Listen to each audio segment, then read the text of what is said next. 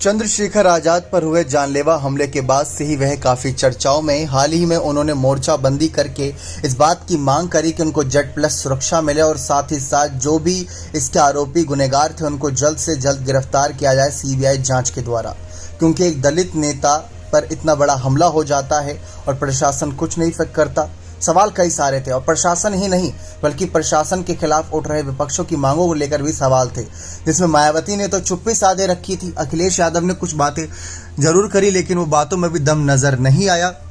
खासकर मायावती को लेकर सवाल था कि दलित की बड़ी हितैषी बनती हैं, लेकिन इस बार जब बात आई एक नेता पर तो उन्होंने चुप्पी क्यों साधे रखी। खैर, अब बात आती है चंद्रशेखर आजाद के भविष्य को लेकर। विधानसभा चुनाव में अपनी किस्मत आजमाई थी लेकिन बड़ी सफलता हाथ नहीं लगी।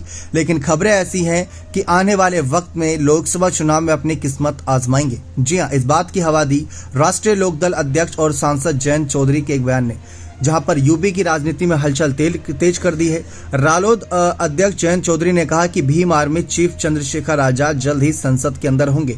अब उनके इस बयान से कयास लगाए जा रहे हैं कि चंद्रशेखर आजाद सपा रालोद गठबंधन में RLD के टिकट पर लोकसभा चुनाव लड़ सकते हैं। रालोद के टिकट पर चंद्रशेखर आजाद सहारनपुर सीट से चुनाव लड़ सकते हैं।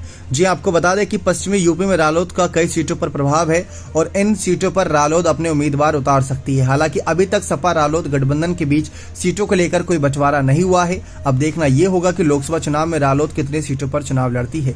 हाल ही में जयंत चौधरी को लेकर चर्चा थी कि वह सपा मुखिया अखिलेश यादव को झटका देकर NDA में शामिल हो सकते हैं। हालांकि विपक्षी दलों की बैठक में शामिल होकर उन्होंने इन सभी खबरों पर विराम लगा दिया।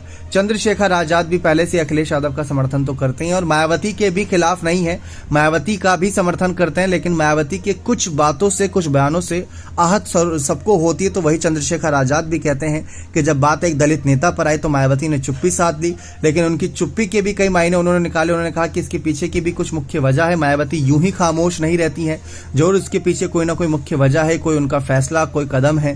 तो ये बात साफ कही जा रही है। लेकिन अब देखा जाए तो सहारनपुर सीट से अगर आने वाले वक्त में चुनाव लड़ेंगे तो माहौल काफी गर्मा जाएगा, क्योंकि यहाँ पर चर्चा अलग अलग तरीकों से रहती है कि क्या कुछ सांसद सीट को लेकर हो सकता है।